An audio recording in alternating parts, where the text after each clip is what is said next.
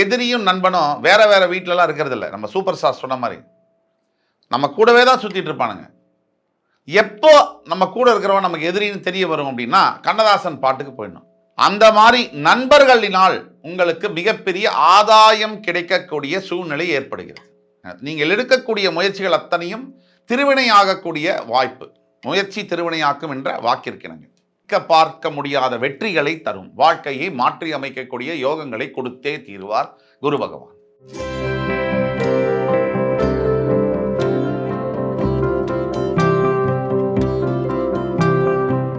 இறைவணக்கத்தை கூறி இந்த வீடியோவை தொடங்குவோம். வக்ரதுண்ட மகாகாய சூரிய கோடி சமப்பிரப அவிக்னம் குருமே தேவ சர்வகாரியேஷு சர்வதா. தென்னாட்டுடைய சிவனே போற்றி, என் நாட்டவர்க்கும் இறைவா போற்றி. நண்பர்களே, இந்த புதிய காணொலியின் மூலியமாக உங்கள் அத்துணை பேரையும் சந்திப்பதில் மிக்க மகிழ்ச்சி கொள்கிறேன். இன்றைக்கு நம்ம பேச போகிறது குரு பயிற்சி பலன்கள் 2024 வரிசையில் கடகராசி. தாயுள்ளம் கொண்ட அன்புமிக்க கடகராசி அன்பர்களே. தாயுள்ளம்னு ஏன் சொல்கிறேன்? மேஷராசி, ரிஷபராசி, மிதுன ராசி, கடகராசி, இது 4ஆம் வீடு. இந்த வீட்டுக்கு சந்திர பகவான் மாதாகாரகன் ஆட்சி பெறுகிறார். இந்த அவருடைய சொந்த வீடாக வருகிறது. அதனால் எல்லோரிடமும் ஒரு மதர்லி டச், ஒரு மதர்லி அம்மாவுடைய அன்புக்கு இணையாக பழகக்கூடிய கடகராசி அன்பர்கள். பொதுவாகவே கடகராசி அன்பர்களுக்கு எதையும் மறக்க முடியாது. அம்மாவும் அப்படிதான், எதை செஞ்சாலும் அவங்களால மறக்க முடியாது, நல்லதாக இருந்தாலும் சரி கெட்டதாக இருந்தாலும் சரி. ஆக தாயுள்ளம் கொண்ட கடகராசி அன்பர்களுக்கு குரு பயிற்சி பலன்கள் 2024 எப்படி இருக்கும் அப்படிங்கிறத பற்றி பார்ப்போம். இதனால் வரைக்கும் உங்களுடைய 10ஆம் வீட்டில் மேஷராசியிலிருந்து வந்த குரு பகவான் ஏப்ரல் 30ஆம் தேதி மாறி 11ஆம் வீடு ரிஷபராசிக்கு பெயரப்போகிறார். உங்கள் ராசியில் உச்சம் பெறக்கூடிய குரு பகவான் உங்களுடைய லாபஸ்தானத்திற்கு வருகை தரப்போகிறார். 10ஆம் குரு பிரச்சனையை கொடுப்பார் அப்படிங்கிறது எல்லோருக்குமே தெரியும். இந்த 10ஆம் இட குருவுடைய 11ஆம் இட குரு ரொம்ப நல்லதை செய்வார். அவர் குரு எப்போவுமே ஒரு விஷயம் நீங்கள் புரிஞ்சுக்க வேண்டியது, குரு பகவான் இருக்கின்ற இடத்தை விட அவர் பார்க்கின்ற பார்வைக்கு தான் சிறப்பு அதிகம். அவர் இருக்கின்றது இப்போ 11ஆம் வீடு, வரப்போறார் 11ஆம் வீட்டுக்கு. அதை விட அவர் பார்க்க போகிறது உங்களுடைய 3ஆம் வீடு கன்னிராசி, உங்களுடைய 5ஆம் வீடு விருச்சிக ராசி, உங்களுடைய 7ஆம் வீடு மகர ராசி. இதுதான் இந்த 3ஆம் வீடு என்பது உபஜயஸ்தானம் அப்படின்னு சொல்லுவோம். 3ஆம் வீடு அப்படின்னா என்ன அப்படின்னு கேட்டிங்கன்னா, உங்களுடைய முயற்சிகள், நீங்கள் எடுக்கக்கூடிய எஃபர்ட்ஸ், உங்களுடைய சகோதர சகோதரிகள், உங்களுடைய நண்பர்கள், உங்களுடைய பார்ட்னர்ஷிப்பில் இருக்கக்கூடிய பார்ட்னர்ஸ், இவர்களை எல்லாம் குறிக்கக்கூடியது 3ஆம் இடம். உங்களுடைய கல்வி, இதை குறிக்கக்கூடியது 3ஆம் இடம். அப்போ இந்த இடத்தை குரு பகவான் தன்னுடைய சிறப்பு 5ஆம் பார்வையாக பார்ப்பதினால் கடகராசி என்பவர்களுக்கு கல்வியில் முன்னேற்றம், படிக்கக்கூடிய மாணவ மாணவியர்களாக இருக்கக்கூடிய கடகராசி என்பவர்களுக்கு நினைத்ததை படிக்கக்கூடிய யோகம். அது எத்தனை பேருக்கு இருக்குது? 1,00,000 பேரில் ஒன்று நமக்கு படிப்பு வராது, இல்லை நம்ம படிக்கணும்னு நினைக்கிற படிப்பு நமக்கு கிடைக்காது. இதெல்லாம் அமைகிறதுங்கிறது யோகம் தானே. அந்த யோகம் எத்தனை பேருக்கு இருக்குது? அது இந்த ஆண்டு கடகராசியில் இருக்கக்கூடிய மாணவ மாணவியர்களுக்கு கிடைக்கும். அதே மாதிரி சகோதர சகோதரிகளின் மூலியமாக அனுகூலம். இந்த காலத்தில் அண்ணா தம்பி அக்கா தங்க நல்லா இருக்கியாப்பா அப்படின்னு கேட்டாலும் அதுவே மிகப்பெரிய உதவி.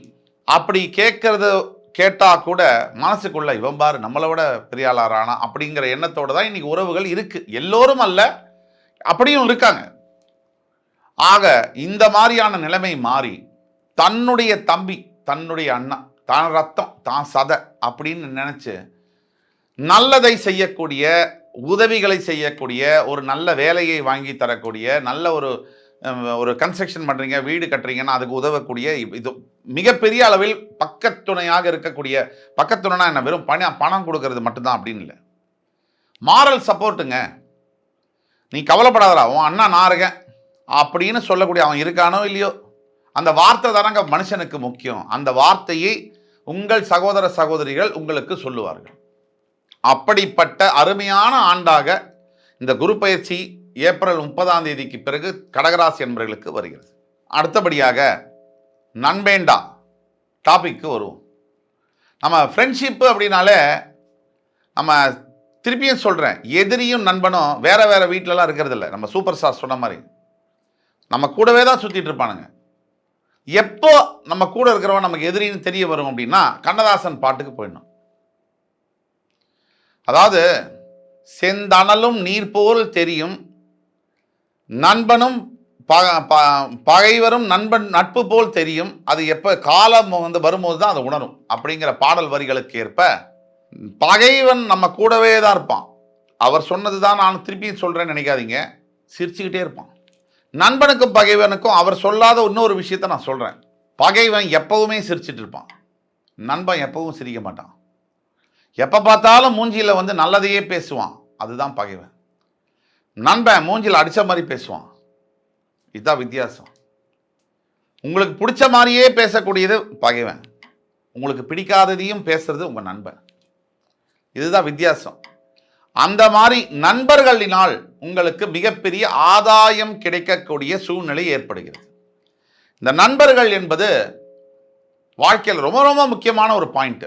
இந்த ஃப்ரெண்ட்ஷிப்னால வேலை கிடைக்குது, பல பேருக்கு நல்ல பெண்ணை திருமணம் செய்யக்கூடிய யோகம் கிடைக்குது. ஏன் ஃப்ரெண்ட்ஸோட தங்கையோ அக்காவையோ கூட கல்யாணம் பண்ணிருக்காங்களே, கல்யாணம் பண்ணி கொடுக்குறானே மனசார, ஏன் நண்பன் சொல்லி, அந்த மாதிரியான யோகங்கள் ஏற்படுது. அதே மாதிரி அந்த மாதிரி கல்யாணம் பண்ணி கொடுத்த நண்பர்களை பல ஆண்டுகளுக்கு அப்புறம் ஏன்டா நீ தாண்டா எனக்கு முதல் எனிமின்னு ஃபீல் பண்ணுற அளவுக்கு அந்த கல்யாண வாழ்க்கையும் இருக்குது, அது வேறு விஷயம். பட் கல்யாணம் பண்ணி கொடுக்குறாங்க.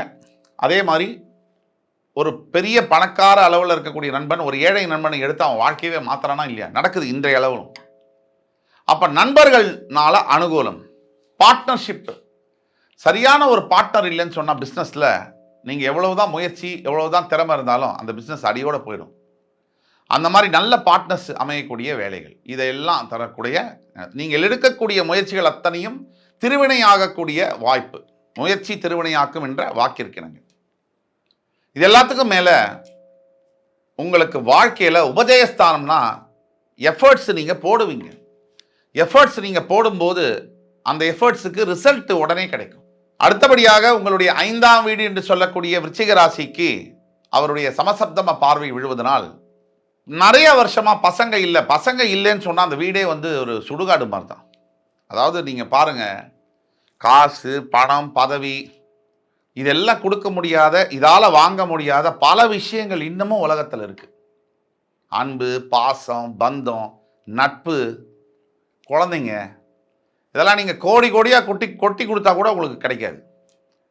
இது யார்கிட்ட இருக்கோ அவன்கிட்ட 10 பைசா கூட இருக்காது. வீட்டில் 10 பசங்க இருப்பாங்க, பாசமாக அப்பாட்ட பேசுவாங்க.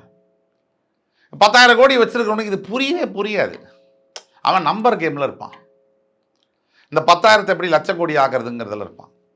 ஆனால் நார்மலாக இருக்கக்கூடிய விளிம்பு நிலையில் இருக்கக்கூடிய மக்களுக்கு நீங்கள் பாருங்கள், ஒரு குப்பத்து வாசலில் இருக்காங்க, ஒரு சேரி போகுது, ஆனால் அவங்க எவ்வளோ ஆனந்தமாக இருக்காங்க. அங்கே தான் அவங்க என்ன மினரல் வாட்டரா குடிக்கிறான், டெய்லி அவனை கடிக்காத கொசு இருக்கா, அவனுக்கு எல்லா வியாதியும் உடம்பு தன்னால் அகாமடேட் ஆகுது. அது கடவுள்.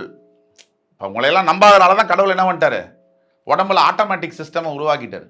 ஆக அந்த மாதிரியான 5ஆம் வீட்டை அவர் பார்க்கும்போது புத்திர பாக்கியங்கள் உருவாகும். பஞ்சமஸ்தானம் பூர்வ புண்ணிய ஸ்தானம் உங்கள் ராசிக்கு என்பதனால் நினைக்க பார்க்க முடியாத வெற்றிகளை தரும். வாழ்க்கையை மாற்றி அமைக்கக்கூடிய யோகங்களை கொடுத்தே தீர்வார் குரு பகவான். அடுத்தபடியாக உங்களுடைய 7ஆம் வீடு என்று சொல்லக்கூடிய மகர ராசி. ஒரு மனுஷன் பிறக்கிறான், படிக்கிறான், வளர்றான், செத்து போகிறான், எல்லாம் ஓகே தான்.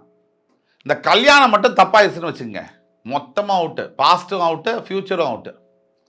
பாஸ்ட்டும் அவுட்டு நான் ஏன் சொல்கிறேன்னா, இது நாள் வரைக்கும் அவன் படித்த படிப்பு, அவன் சம்பாதிச்ச காசு, அவன் இருந்த பதவி எல்லாம் 10 பைசா பிரயோஜனம் இல்லை. ஃப்யூச்சரும் அவுட்டு நான் ஏன் சொல்கிறேன், இவன் தான் பிடிங்கிட்டே இருக்காளே, அரிச்சு எடுத்துருவா. அப்படியே தேங்காய் தொகையில் எடுத்து மிக்சி கிரைண்டரில் அரைக்கிற மாதிரி மனுஷனுடைய மூளை அப்படியே கட கட கட கட நான் அரிச்சு எடுத்துருவாங்க சில பெண்கள். அப்படி அரிச்சு எடுக்கும் போது என்ன ஆகும், ஏண்டா இந்த வாழ்க்கை அப்படின்னு அந்த ஆணுக்கு தோணும். ஒரு ஆணுக்கு இன்னொரு பிரச்சனை என்னன்னு சொன்னால், பெண் அழுதுறது இல்லை ஒரு கத்துறது, சத்தம் போடுறது எல்லாம் சமுதாயம் கேட்கும் காது கொடுத்து. ஒரு ஆணுடைய அழுகை என்பது அவனுக்கே கேட்காது. அதுதான் ஒரு பெரிய விஷயம். இதில் ஒரு ஆண் அழும் போது சைலண்ட்டாக அழுவான். அவன் அழுகிறது அவனுக்கே கூட கேட்காது, அவன் மற்றவனுக்கு சொல்லவே மாட்டான். அப்படிப்பட்ட அழுகையை தரக்கூடிய அந்த ஆணுக்கு இந்த மகர ராசியை குரு பகவான் பார்ப்பதினால் இந்த ஆண்டு கடகராசி என்பர்கள், ஆணாக இருக்கக்கூடிய கடகராசி என்பர்களுக்கு அருமையான வாழ்க்கை துணை பெண்டாட்டி அமைவாள் என்று கூறிக்கொண்டு, அதே மாதிரி பெண்ணாக இருக்கக்கூடிய கடகராசிக்கும் நல்ல கணவன்மார்களும் வருவார்கள். ஆக அத்துணை யோகங்களையும் அள்ளித்தரும் ஆண்டாக கடகராசி என்பர்களுக்கு இந்த ஆண்டு வருகிறது என்றால் அது மிகையல்ல. அதுவும் ஏப்ரல் 30 பிறகு குரு பகவான் மேஷராசியில் ரித்திய நட்சத்திரம் 1ஆம் பாதத்திலிருந்து 2ஆம் பாதம் ரிஷபராசியில், மேஷராசியில் கிருத்திகை நட்சத்திரம் 1ஆம் பாதத்திலிருந்து ரிஷபராசியில் இருக்கக்கூடிய கிருத்திகை நட்சத்திரம் 2ஆம் பாதத்திற்கு அவர் பெயரும் பொழுது இந்த அற்புதம் நிகழும். ஆக ஏப்ரல் 30 பிறகு கடகராசி என்பவர்களுக்கு மிகப்பெரிய அதிசயங்கள் காத்திருக்கிறது என்று கூறி, அடுத்து வரும் காணொலியில் என் அன்புமிக்க கடகராசி அன்பர்களே, உங்களை எல்லோரையும் சந்திக்கும் வரை உங்களிடமிருந்து விடைபெறுவது உங்கள் சுபாஷ் பாலகிருஷ்ணன். நன்றி, வணக்கம், வாழ்க வளமுடன்.